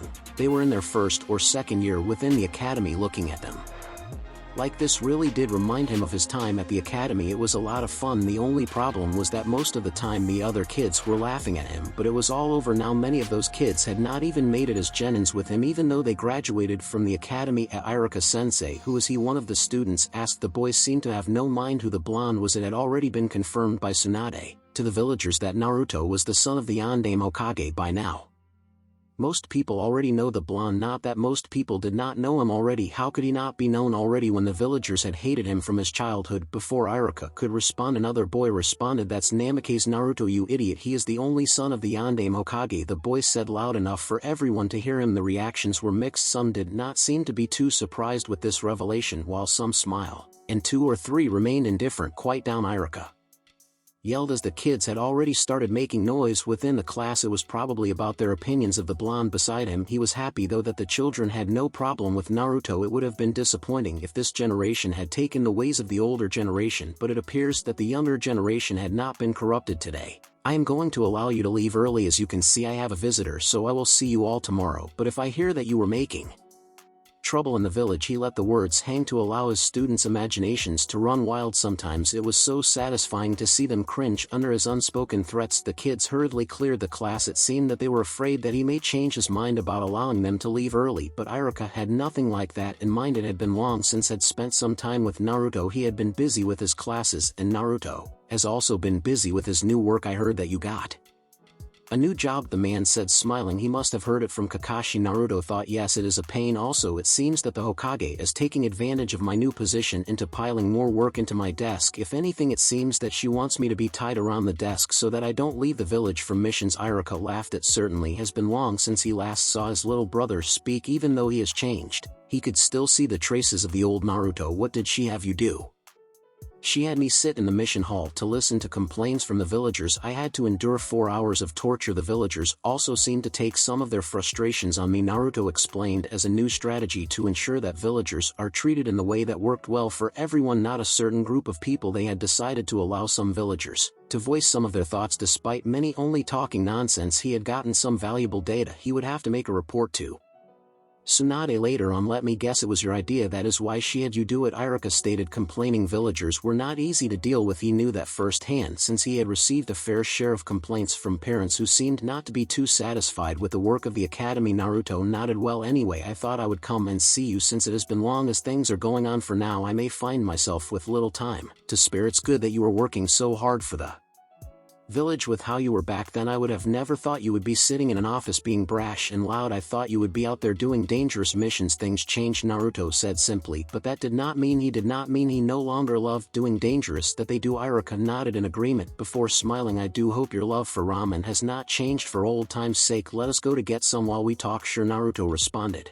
not seeing any reason to reject the offer. He did miss eating with Iruka later. Time skip. Tsunade's office. Naruto had reported to the Hokage that he would come and make his report on his findings. He was just going to make a report on his findings. He was not going to offer solution to the problems. It was not in his place to do so unless asked. He had made the reports before even going to see the Godaime Hokage. Sighing, Naruto allowed himself to enter the office. He found the Hokage behind her desk and 2 head clans Sitting down across her desk. You finally came. Tsunade spoke as though she had been waiting for the blonde for a long time. I had told you I would come at this time and I am here. You speak as though I am late. Were you not listening to me carefully when I spoke to you? Naruto questioned, knowing that the Hokage had a tendency to do something like that, and something like that resulted in embarrassing moments. Tsunade merely smiled at him. Since you are here, why don't you give your report? I was not expecting to see the head clans here, Naruto said, placing a file he held on top of the desk for Tsunade. It was a copy. He held the original inside his office. Hayashi is the head of the most powerful clan in Konoha, and Shikaku is the Jonin commander and also my advisor. She did not have to explain anything further. Naruto would understand why they had to be here. They were important, powerful men within the village who seemed to support him. The blonde nodded. Most of the complaints were nothing important.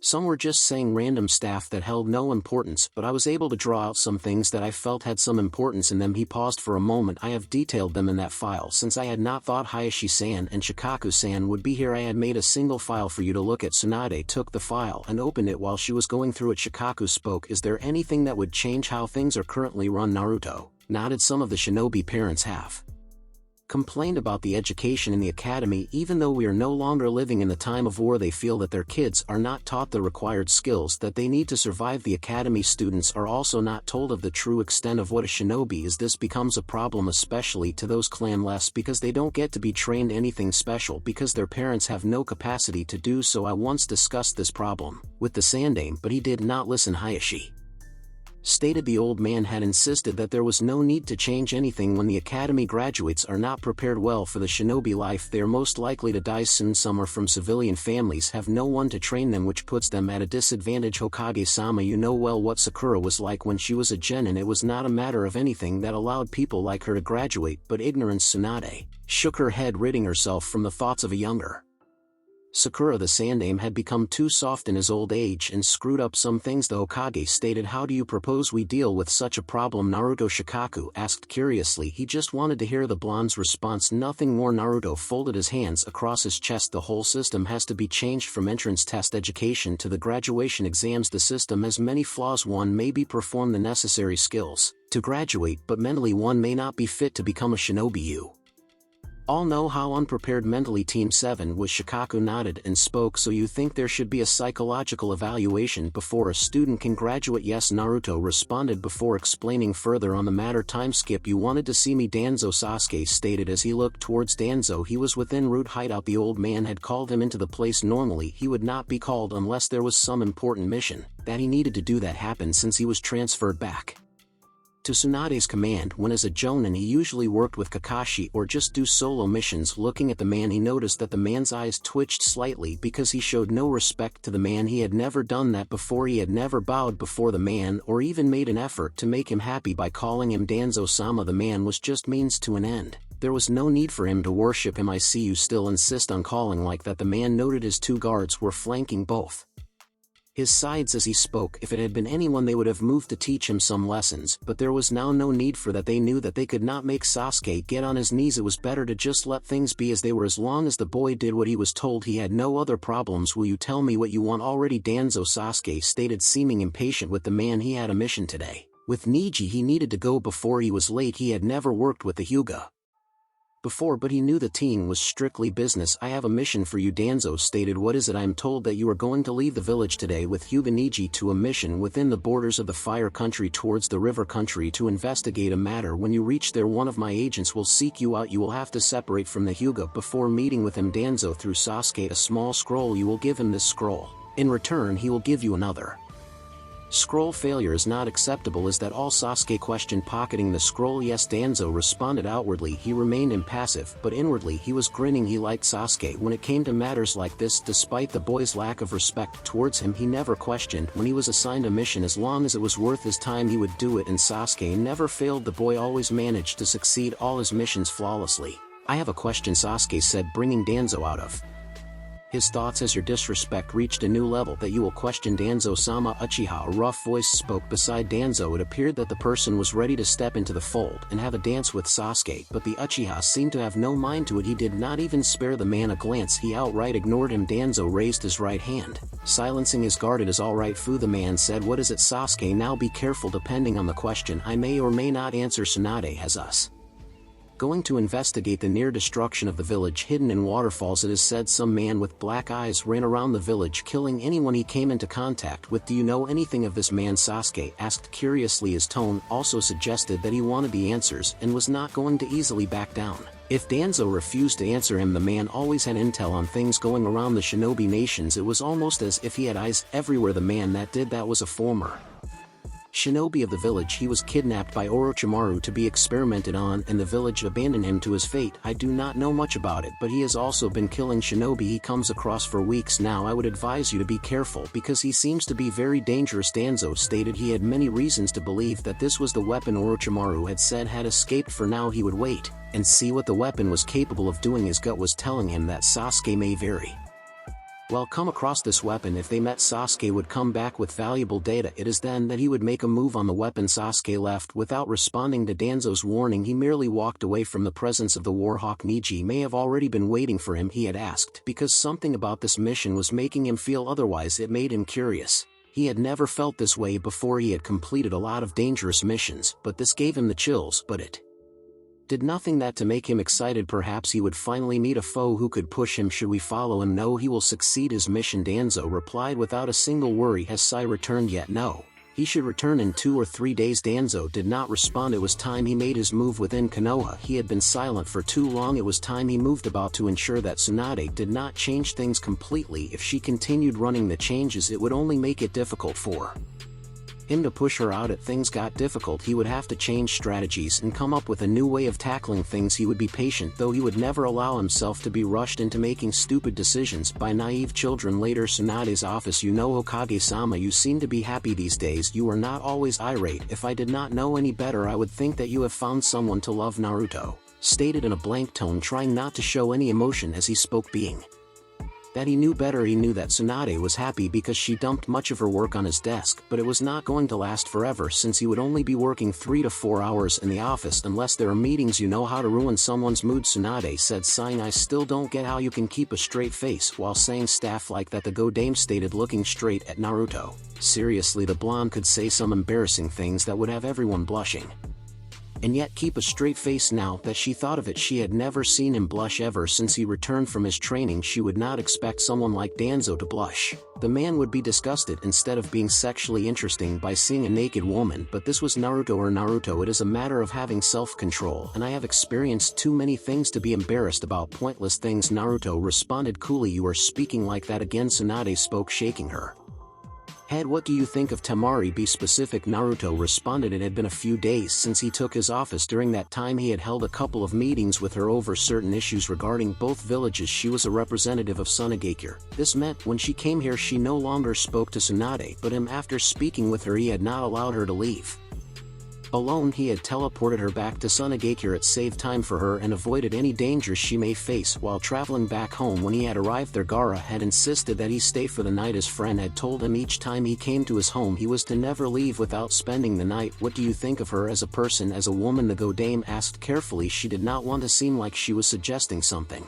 but she knew that Naruto would catch on quick to why she would ask him such a question. She just hoped that he did not freak out or anything. She is a wonderful person despite her violent temper. She is kind, beautiful and caring. The woman is also a bit controlling, but nothing too troublesome. She does like to be in charge, Naruto responded. He did not go into details. This was going like a conversation he had with Gaara. What would you think of her as a wife? Tsunade was careful in choosing her words. She also spoke in a calm tone. So to calm Naruto, should he overreact or something? Gaara asked me a question like that, Naruto said. Tsunade did not seem to be surprised, but he was blunt. He phrased it like, would you marry my sister if I offered her to you? I have to say I was surprised since it came out of nowhere. Gaara seems to trust me more than any other male, that he would rather trust his sister with me than any other. He also did mention that his council was trying to push him to marry her off to Kumogakure to strike an alliance with the village. When Gaara became Kazekage, they tried to marry her to Iwagakure to form a partnership with them, but Anoki refused the deal. It is not that Gaara would have allowed his sister to be married off to some stranger. Tsunade added a part that Naruto was not aware of. The blonde was surprised, but it should be expected since by the time Gaara took charge they were suffering economically. They would have done anything to get out of the situation. Naruto brushed his hair for a few moments with his right hand. You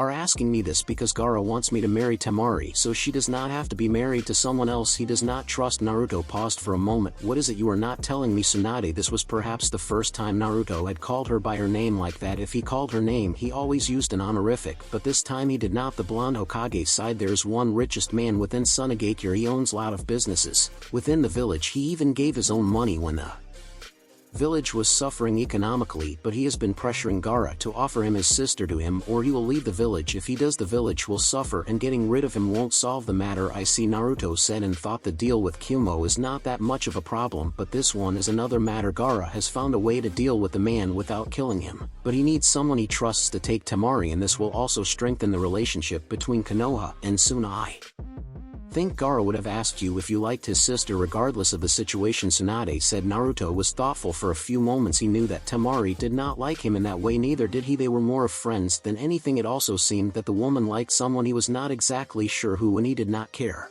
If you don't like it you can just stay engaged to her until Gaara deals with his problem. You can call it off after that. What of the Wind Daimyo? She seems like a person who could help him sort out this problem, Naruto said. Miyuki did not seem to be a cold person who would refuse to help someone in need. He said he wanted to deal with it on his own. Their relationship is fragile. If he started asking help she may think otherwise about it. I will help Gaara in any way I can, but I don't want to force Temari into something she does not want to. I will speak to Gaara about this. A greedy man will give up on anything if he is given a lot of money, Naruto stated. Where will you get the money? You don't have the kind of money the man may demand, Tsunade questioned. Naruto had money inherited from his father, but it was not enough to settle the matter that was troubling Gaara. I am resourceful, Naruto responded, but he did not explain further. I will speak to Gaara. He paused for a moment. I received word from the Mizukage. She liked my proposal and invited me to come over. I will teleport to Kiri in 2 nights. Tsunade smiled at this. You really don't waste time, do you? The council will be happy to know of this, but I still don't like the fact that you are going to leave alone. I know Kiri is a lot far than Suna, but can't you take Yugao or Kakashi with you? The Godame was close to begging at this moment. It is enough that you have an A and B. You following me when I am not inside of the tower or my house. I want some time alone. You will not change my mind about this one, Naruto responded in a firm tone, showing the Godame that he was not going to back down from his word. Fine. The woman seemed to huff as she said the word. You were requested specifically for a mission by Tazuna from the Wave Country. I don't know the contents of the mission, but he requested you and said it was important. I will take it and I will leave today. I have missed getting some action, Naruto stated, standing up. Aren't you going to take someone with you now? And he was gone. Damn that brat, he will probably teleport to the Wave Country. This would not give her enough time to send someone after him later. Time skip the Wave Country. It had not taken much time for Naruto to get to the country since had teleported. Knowing a space/time jutsu had its benefits, he could travel in all great villages within a single day. It was a feat that no one in this life could achieve. The only other 2 who knew the jutsu were dead, so he was the only one could move like this. It was a pleasant feeling to know that he could travel all over the world without taking much time. All he had to do was to ensure that he had marked a few secret places. At any given time he could teleport to wherever he had marked, but teleporting over to large distances did take much chakra, he had realized so when he had teleported to Sunagakure with Temari, but when teleporting at the close range it did not take much chakra. A single flash did nothing to his chakra reserves. Perhaps it was because he had a higher control over his chakra. It was getting late, so he would not be able to do the mission he was set to do. He would have to wait for tomorrow before doing it. After that he could teleport back to Konoha, but he first needed to see Itachi to talk to him about this Gaara business. He would have to change the places he had marked. It would not be safe to keep using the same place. Someone might see him and notice something. Nodding to himself, Naruto removed the seal he had placed. The forest. Before going towards Tazuna's house he walked ever so calmly towards the house. He could still remember the way every well. It had been a destination of his first air rank mission, and Tazuna had been his first outside client. He could remember all the details very well. That mission would never leave him. Sakura had been surely useless during the mission. He never saw it back then though. Kakashi surely noticed it. He was their Jonin sensei after all. At least now the pink-haired medic Nin had grown well. She was fairly strong and very good in medical ninjutsu. Even he would never want to get hit by one of her punches. Those things would certainly break his bones. Naruto arrived at house that belonged to Tazuna. It seemed to have been renovated. The change was to be expected given the change the country had gone through. With Gato out of the way the village could return to its former glory. This meant the same for the citizens of the country. For someone like Tazuna who had fought while the others lost hope, it was given that his riches would be greater. It would not be a surprise to Naruto if the man had taken some power within The country saying taking it does not put it in a good way, more like given a position of power within the country. Many villagers honor their heroes, unlike some. The blonde knocked at the door and waited. It did not take long for the door to open. Tsunami opened the door. The older woman looked at him for a moment before smiling warmly. Naruto, she said, identifying him. Her tone was full of warmth as ever. It made Naruto smile. At her, don't just stand there, come in, she stated, inviting the blonde. Naruto got inside the house and stopped for a moment. Yep, Tazuna was loaded now. The place has changed a lot, but you still look as lovely as before, the blonde commented as Tsunami came to his side for a moment. Tsunami did not know how to respond. She did not know whether to be flattered or something else. Still, it felt nice hearing those words, especially with the charming smile the blonde had on his face. It was small yet so beautiful. He certainly has grown a lot from being a loud child. He seemed like a man.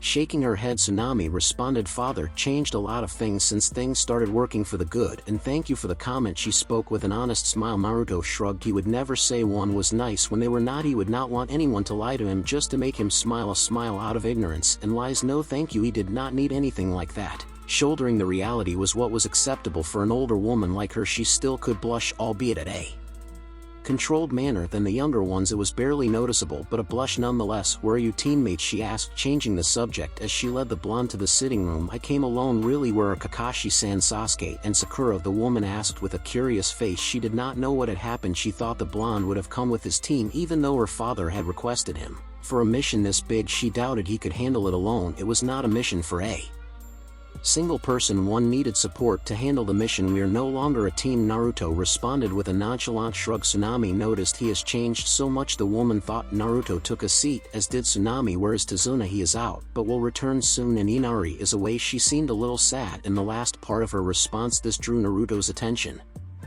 He did not want to think that something may have happened to the boy. If anything, she seemed to have just missed her one and only child. Where is he? Naruto inquired. Tsunami sighed. He is at the Land of Iron. He has been there for a whole year now. He left to train in order to become a samurai and protect those he loves and what is important to him, like his brother. Naruto smiled. He had remembered how he had influenced the boy's life. He had helped make the boy stand up on his own feet and face up to the troubles in his face. He had given the boy hope, and he carried. I have no doubt he will return safely and stronger to protect his family and country. Tsunami nodded. I know he will. They then started talking about this and that. Well, it was mostly Tsunami asking Naruto questions about this and that. She was more interested in his change. He had answered her questions, but making sure to leave some details she did not need to know. He had only questioned about the state of the country. Well, he was happy to know that the country was thriving. His team had done a good job in saving this land. They had gone down as heroes of this land. A bridge that changed the country's fortunes was named after him. He felt honored and proud. At the same time, he had already known that since it was named before he left with his team after the bridge was completed. By the time Tazuna returned, Naruto and Tsunami were already having dinner. The man had not changed. Naruto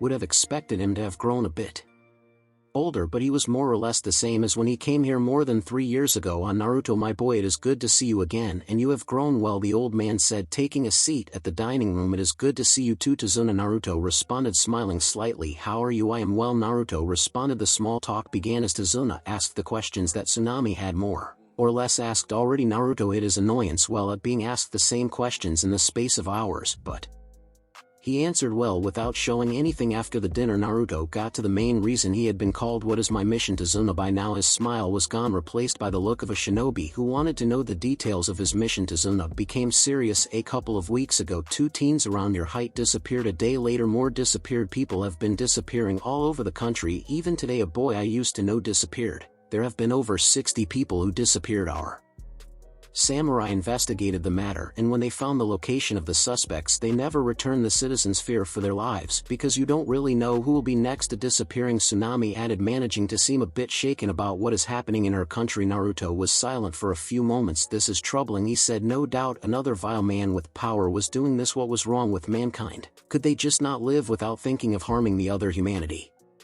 could extinguish itself. You people are living in fear of your lives every day. That is unacceptable. You should not feel like that in your own homes. I will handle this matter. Just give me the locations of the suspect. The following day, the place did not seem like it was the right place. It was awfully quiet and did not seem like there were people who had disappeared there without a trace. There was no stench of blood that he could smell. It seemed like it reeked of death, but Naruto was not deterred. He continued to walk in stealth around the place. It was not a bit far from coast of the country. Walking further into the forest, Naruto could see that there had been explosions that had been set off around the place. No doubt a battle had taken place, but it did not seem like it lasted long. He continued to search for about an hour until he came to a halt. Naruto stopped looking and dropped to the ground as he saw his targets. They seemed to be enjoying the sun at the beach while they watched the sea.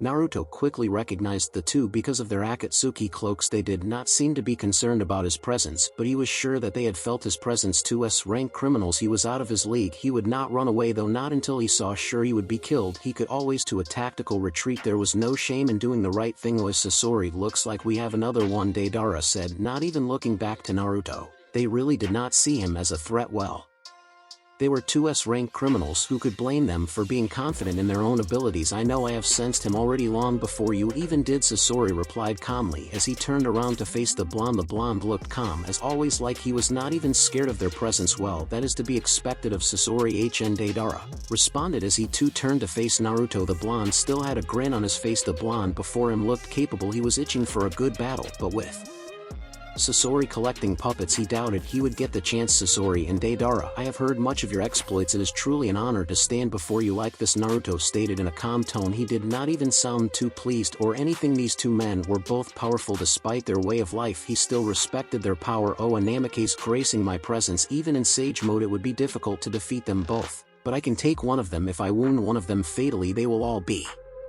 forced to retreat. I can get Itachi and Kisame to do the final damage. Both should be within the fire country. Nodding to himself, Naruto created a clone with the Kyuubi's chakra. This gave the clone a bit of animalistic features. The clone disappeared in a yellow flash. He gave the clone much chakra to be able to handle teleporting. So Sasori, you have been kidnapping people around this place since there are no corpses. I believe you have turned them into puppets, meaning they are all dead, Naruto stated calmly. It is curious though, are you trying to make an army of puppets? I may be, Sasori replied flatly. It was not enough for Naruto to conclude anything. The man knew that the blonde could also not get anything from him. He would not say anything. The blonde could only speculate, and that was fine with him. While I do respect your power, I cannot allow you to continue with what you have been doing. Such acts are unacceptable. He started moving towards the two. As he spoke, his pace was slow. It did not seem like he was going to attack. Let me fight him, Sasori, Deidara said, seemingly excited. Sasori ignored him. You think you can take both of us? No, Naruto responded. He was just about to take another step on the ground, but he suddenly disappeared. In an instant the blonde appeared in front of Sasori. He ignored Deidara in that attempt for an attack. Sasori had good reflexes because the moment Naruto appeared, Sasori's tail was right at him. The tail rose to pierce through his belly, but Naruto jumped up to avoid the blow. Are you forgetting about me? Deidara yelled as he looked to pummel Naruto to the ground, but the blonde quickly disappeared from the path of his attack and created some distance to avoid being kicked. Don't get involved, Deidara, Sasori stated, looking forward to take Naruto on by himself. He was going to see what this Namikaze could do. The last one could do some incredible things. It was perhaps time to see what this one could do. If he could do some wonderful things, then he would have a wonderful puppet to add to his collection. Fine, but don't take time with him. We have to leave here before there is trouble. We have stayed here long enough, Deidara stated as he jumped back to create a distance between himself and Sasori. He would allow the man have his fun only because he respected him. Naruto raced towards Sasori again, but this time he created a Rasengan on his right palm. Sasori was not someone he could engage in a taijutsu battle. He was like a scorpion, a way for dealing with a gigantic scorpion was to destroy it. Using jutsu was the most logical chance to destroy that thing. He got close to the thing, but before he could make a move to smash his Rasengan towards his opponent, the tail moved far faster than he would think. Naruto managed to tilt his head to avoid a blow that would have pierced through his head. It was obvious that the thing was made of steel. His body was not stronger than steel. When he avoided the tail, he did not stop moving, but before hit Sasori, the tail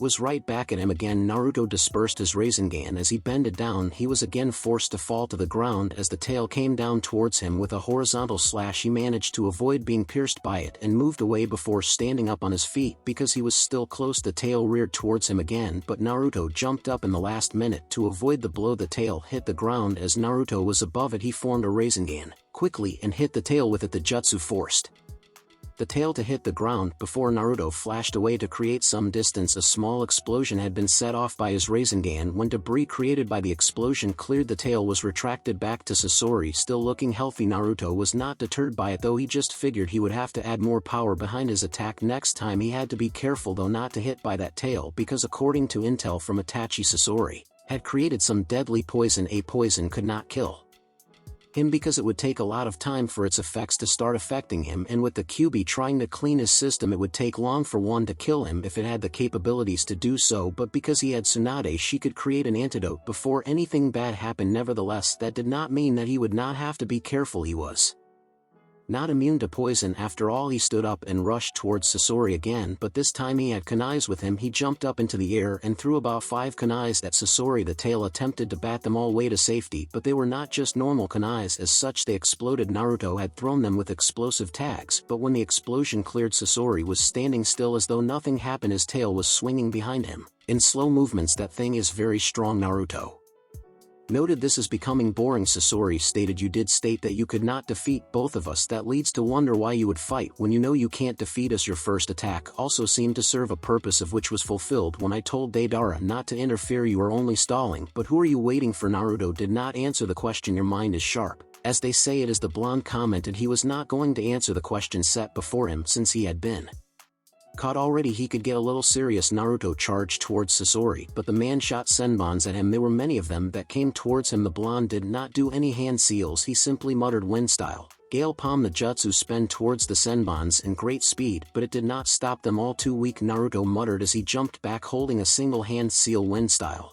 wind breakthrough. He sent powerful gusts of winds towards the senbons. The jutsu was released quickly a second after the first one, because had it been a second later the senbons would have hit him dead on and it would not have been healthy for him. The powerful gusts of wind blew the senbons away from the blonde. Naruto walked towards one of the senbons and picked it up. Poison, he said to himself. He turned towards Sasori again before charging towards the man. Wind style, wind bullet. He did so with a single hand seal. He shot several wind bullets off his mouth towards Sasori. The man brought out his tail to try to shield himself from the attack. The bullets hit the man and some ripped through his Akatsuki cloak, but there was no extensive damage done to the man. That was probably a puppet. Your control over the wind element is applaudable. You can even do some jutsus without weaving hand signs, and some jutsus you perform with a single hand seal. I am impressed, Sasori stated, but his voice said otherwise. He did not even sound impressed, but his words said so. However, I no longer have time to play with you. Before he could make any move, Naruto did wind style, furious winds. A storm erupted from the front of the blonde and began to move towards Sasori, but before the furious winds that seemed to be capable to tearing anything apart, they exploded. Naruto had noticed that Deidara had made his move. He must have thrown one of his explosive clays into the winds to disrupt them, hence the explosion. A clever way to deal with the storm. Someone like Sasori would not have dodged those winds before anything could proceed further. His clone appeared with Itachi and Kisame, but the clone disappeared in a puff of smoke after exerting all of its chakra. It seems like I am going to have some fun, Kisame stated, gripping his large sword tightly. Naruto narrowed his eyes at the two. Itachi seemed stoic as always. I had no idea you were working with those two, Sasori stated. He was already in air, riding on top off a clay bird created by Deidara. But we will fight some other day, don't worry Itachi, I will have my day with you and I will make you pay for what you did. HN Deidara exclaimed as the bird continued to climb up to the air. You are still pissed about that, Kisame questioned, sounding amused. They are going away, aren't you going to do something? Itachi, if they get away I will have to fight the Gaki because I did not come here for nothing. Itachi sighed inwardly, looking at Naruto. He did not seem concerned about the fact that the enemy was escaping. They were flying towards the sea, and once there they would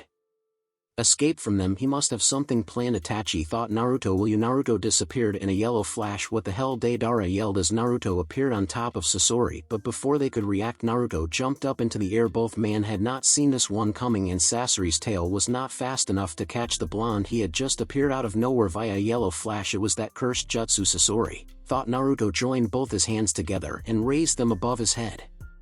Wind hammer. His hands moved downwards and in the same motion but at a greater speed. A force of wind crashed onto his opponents. The wind had much power, being that in the space they were in the wind was stronger than below. The force sent them crushing on the ground in great speeds along with the bird. Naruto flashed towards his allies. I will watch, Naruto said. You and Kisame have been working together for some time. Your teamwork will be fine. I on the other hand have not trained with Kisame to fight with him. I would fight if I was fighting with you. Our teamwork is perfect, but Kisame does not look like he will watch this one. The fish-like man was already walking towards both Sasori and Deidara. If you really wanted to fight you would have called me, only because you know Kisame could never sit back at a fight against another S-rank shinobi, Itachi stated as he walked towards his partner, who seemed to be making fun of Deidara. Naruto merely smiled. As he jumped back he watched as the fireworks began while they fought. Naruto realized that Itachi was not moving as fast as he usually did. He would have to speak to the man about it. Itachi was not the one to go easy on an opponent. He did not like to play around like Kisame was doing with Sasori. It also seemed that Deidara held a grudge against Itachi. Naruto could hear him cursing loudly at the Uchiha, but the Uchiha was having none of it. He had defeated Deidara before, and easily he did it again. Kisame on the other hand had fun destroying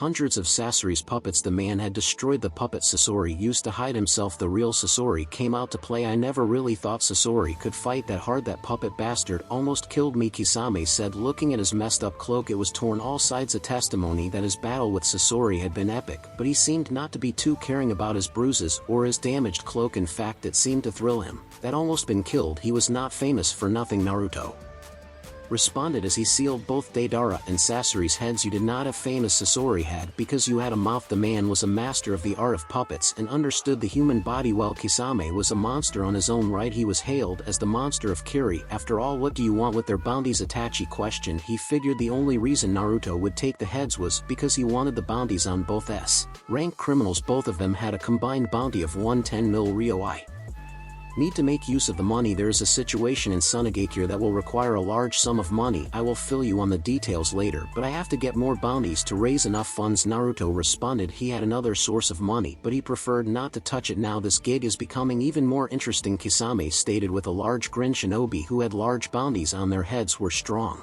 and would give him much fun. He had not thought things would become this interesting, but it was for a good cause. I have collected all bingo books of all great villages and selected a few criminals who have large bounty on their heads, but we will get onto that later. Naruto created a clone and set it back to Tazuna. It could last for a few hours while he talks with Itachi at their hideout. He was not going to tell Tazuna of everything that had happened, but he would do well to ensure the man knew that everyone kidnapped was dead. The good news would be that the main problem had been dealt with. Even though lives had been lost and would never return, the culprits had been dealt with. They would never harm anyone again. The people of the Wave Country would be free again, but some will surely be mourning the loss of their loved ones. Meanwhile, so that is the Kyuubi's Jinchuriki. A deep voice spoke within the shadows of the forest as he had been watching Naruto. Ever since he came into the Wave Country, he was interested in seeing the Jinchuriki battle, but he did not get to see it. What he has seen of the blonde had been in own abilities, but he had never seen the blonde fight as a Jinchuriki. He had thought against two. The blonde used the Kyuubi's power, but that had not happened. Instead, the blonde called his allies. As it stands now, it seems that he will not use the Kyuubi's power unless forced. We still have yet to see the full extent of his capabilities. Another voice spoke. It appears so. Should you not engage the target to see and experience the true extent of his capabilities? The